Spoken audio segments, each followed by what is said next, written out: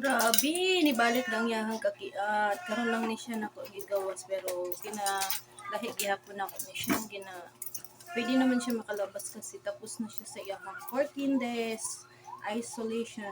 Tapos sa April 25 kami magpabaksin na sa kanyang parbo kasi yun kasi ang naka-schedule sa kanyang follow-up check-up.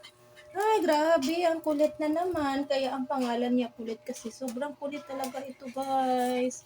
Buti na lang nakasurvive siya sa kanyang, yung parbo nga, sakit. Oh, grabe, ang liko talaga. Ang dalawang kapatid niya, guys, hindi talaga,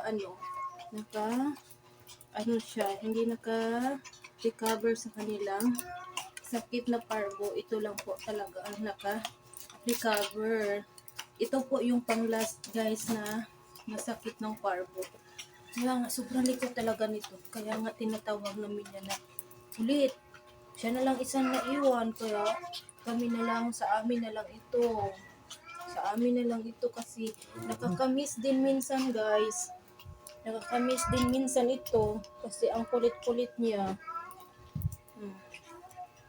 Tingnan niyo, oh. So, kahit malaki pa yung nilalaro niya, hindi malaki. Wag! Tara. Ayaw lagi din akong kasi.